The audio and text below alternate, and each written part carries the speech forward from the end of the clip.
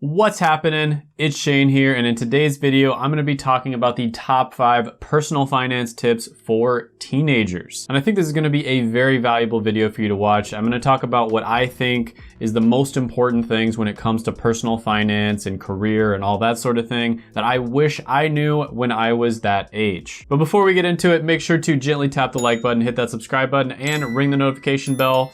We will set a goal for, I don't know, 1,500 likes on this video. All right, so number 1 on the list, this is going to be kind of an obvious one, I guess, but get a job, right? And I don't mean to sound like a boomer when I say this. I sincerely mean this. I think getting a job, even if it's a crappy entry-level job and you only work like 1 day a week or anything like that, it is going to be so valuable to you in so many different ways. First of all, getting a job, even if you just work 1 day a week, is going to be a lot of extra money, especially for a teenager. And that's really nice because you are gonna have the freedom to pay for things on your own. You're not gonna have to rely on your parents. And successful people in life have the ability to not have to rely on others. So getting a taste of that independence as early as you can is going to be extremely valuable on its own. But I would say the money itself is the least valuable thing when it comes to getting a job. First of all, you are going to get work experience, which is going to be incredibly valuable for the future. I know people who have gone all the way through high school, all the way through college, and they still have never had a job, and they go into the real world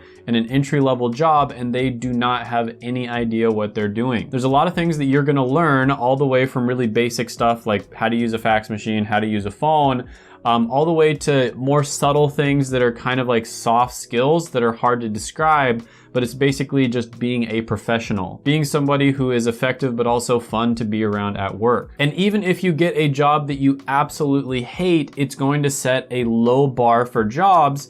And when you get a good job, or maybe even just a normal job, you're going to feel grateful for it. And even if you're somebody who never plans on getting a job, you want to be an entrepreneur and employ other people, being able to put yourself in the shoes of somebody that you would employ because you were once an employee yourself is going to give you a completely different perspective when it comes to being a manager and a leader. You're going to make a much better leader, a much better manager because of the fact that you have that perspective, you have that empathy because you have been in their shoes before. And that's going to lead to your employees liking you a lot more, wanting to work a lot harder for you. And of course, that will end up making you more money. But more than that, it's also just going to be a more enjoyable work environment. And if that all wasn't enough, having that work experience on your resume before you graduate college or go into the real world is gonna make you look just so much more appealing to a hiring manager or a business owner who might potentially hire you for your first entry-level position, right? So getting a job, doing side hustles as well, awesome, I think.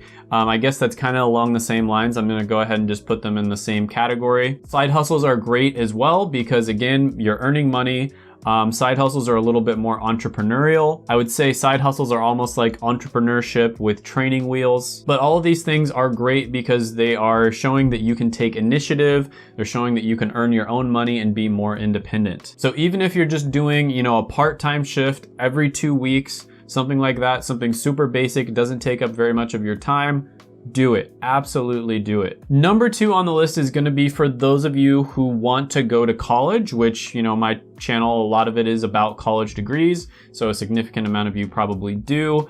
And that is to get good grades in high school and also do well on these standardized tests like the ACT and the SAT if you want to go to college. Now, the reason that I stress this, of getting good grades, is it's not so much that you learn so much in high school and it's like so important for you to get good grades. It's just simply the fact that the best scholarships are going to be available to those who get good grades and sometimes also do well on those standardized tests. Some of the scholarships are even going to be full ride, which means you don't have to pay anything. But a lot of them are going to be very, very high, like $10,000 a year, right? Over 4 years. So that's $40,000 overall. And these are honestly just the low-hanging fruit of scholarships. These are the ones that are the easiest to get. And to be honest with you guys, I know it might seem like your high school classes are hard, but they aren't. You just really need to learn study skills. It's gonna get much more difficult in college, and it gets even more difficult after that in grad school. And as it gets more difficult, you're gonna learn these new study skills, and then that's gonna make it manageable, and then eventually it'll become kind of easy for you. And you're gonna look back on high school and you're gonna be like, that was a piece of cake. One author who really helped me to kind of like get my study style and my study skills down in high school was Cal Newport. He has a book called How to Become a Straight A Student. Highly recommend that book. He also has a book, it's called How to Win at College. I also got that one as well early on in college. You can get that one too because it kind of talks about study skills as well, but those two books are very easy reads. You can read both of them within a day, and they have just some amazing tips. Not every tip is gonna apply to you, but many of them will, and they definitely helped me out quite a bit. So those are two great books when it comes to getting good grades. And then as far as the ACT and the SAT go, the biggest thing is to just start studying early. There's good books in terms of like what to study for the SAT and the ACT. I would recommend looking at online forums of other people who are trying to score really well on the SAT and the ACT, and kind of seeing what they're studying, what their experiences are. I don't remember the exact score that I had when I took the ACT, but I remember the first time I took it, I didn't really try, and I scored in the low 20s. And then after, studying and stuff like that, I ended up scoring in the 30s. Okay, it was like low 30s. But yeah, having those good grades, and then sometimes colleges want you to also have good scores on those standardized tests, is just gonna open up a lot of doors for you. Many colleges are going to offer you, $10,000 a year, $20,000 a year scholarships, some of them even full ride scholarships.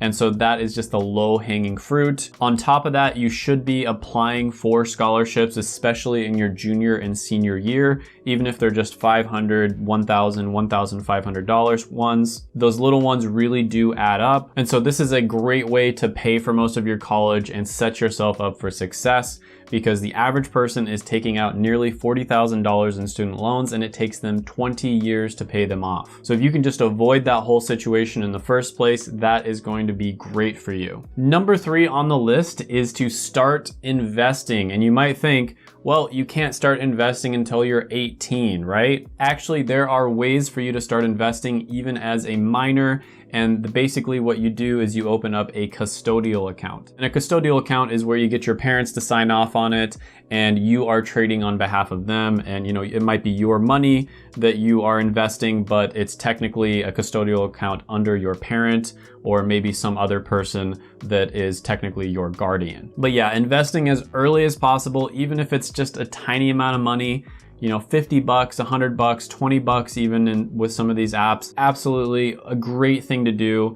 It's gonna get you started. It's like almost a snowball effect, because when you start investing and you experience the power of compound interest, it's gonna get you excited about opening the app, saying, oh my gosh, my investment went up 10%, 20%. Then you look at the projections and you see, if I invest this much over this period of time, I'm gonna end up being able to retire at this age. And it just gets you really excited, and that excitement gets you to want to make more money, and it also gets you to want to save that money that you make, so you get into things like saving and budgeting, and then on top of that, you end up investing even more. And so it's this cycle that's actually a really good thing, where you kind of just get addicted to investing and making money, and that ends up being a very good thing, because then you can retire early. Now, number 4 on this list is an extremely practical tip that I don't think enough people talk about, and that is just try out a bunch of different things to see what you like. And this is not only in terms of jobs,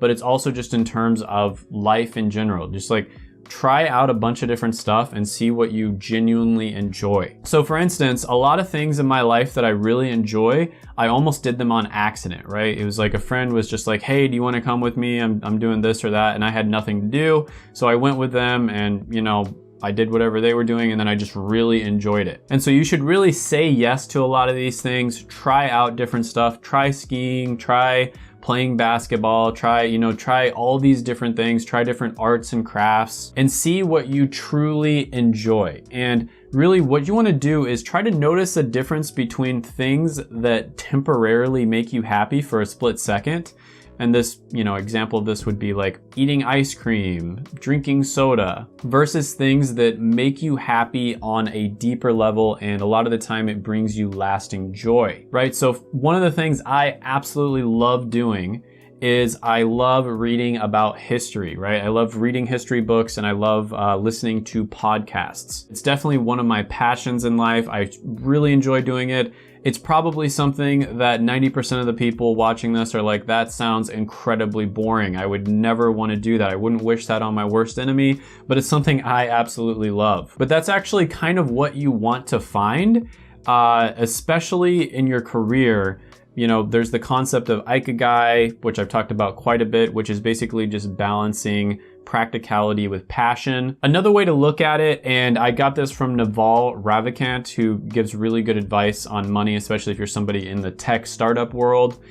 He basically says, do what seems like work to others, but feels like play to you. So that's what you really want to find. And that is actually a super deep sentence, because when you're able to do something that other people think is very difficult, very tedious, very hard, but it seems like play to you, that gives you such a ridiculous competitive advantage over everyone else. And that's kind of like what this YouTube channel is, right? Like, I really enjoy making videos. I enjoy the entire process of making videos. I've always been somebody who's watched TV, and I kind of noticed like, oh, they cut from this scene to this scene, and in this scene they zoom in really fast. In this scene, they kind of zoom in slow. And I've always noticed these different things, and I've always wanted to make videos. Now, of course, this isn't exactly like making a movie or a TV show. It's a little bit different, but it's the same general concept. And I would have never known that this was one of my passions if I didn't actually start trying to do it, right? Get your cell phone camera out and start recording videos. So it's super important for you to try out a bunch of different things, because you're never gonna know whether you enjoy doing it until you actually try it yourself. A huge mistake that so many people make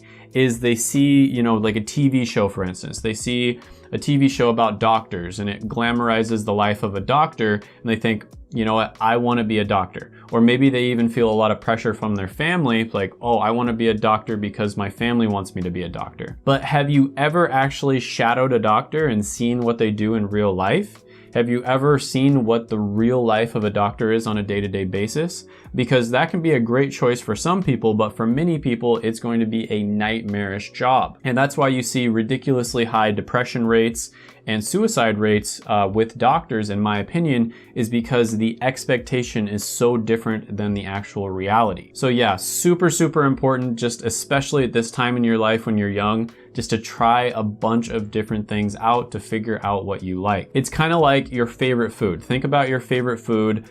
You wouldn't even be able to know that that is your favorite food unless you actually tried it in the first place. But anyways, number 5 on this list is going to be shoot for the stars, but have a good plan. Once you find something that you really want to do after trying out a bunch of different things, shoot for the stars, go for it. Again, you want to try to find something that seems like work to other people, but feels like play to you. And once you found that thing, shoot for the stars on it, right? Go for it. But be smart about it, right? It's usually not a good idea for you to just like, if you're working a job and you don't have any savings, it's usually not a good idea for you to just quit your job and go for whatever your goal is. The average successful YouTuber, for instance, in my opinion, is probably gonna take 1 to 2 years before they're able to make a full-time income from YouTube. And the same thing works for all different types of business models. It is going to take time for you to start making money. Same thing if you're going for, a dream job. It's probably gonna take you some time to build up your resume before you can get into that dream job position. In many cases, you're gonna have to go through years and years of education as well. So my advice to you is, definitely go for your passions, just be smart about it. Especially as a young person, you can definitely accomplish just about anything, but it's gonna take a lot of hard work and a lot of dedication, and it usually also takes a long time. So hope those tips helped you out. Check out my other videos right here. I made them just for you. Go ahead, gently tap the like button, hit that subscribe button, ring the notification bell, and comment down below any thoughts, comments, criticisms, etc. that you have on the video, and I will see you next time.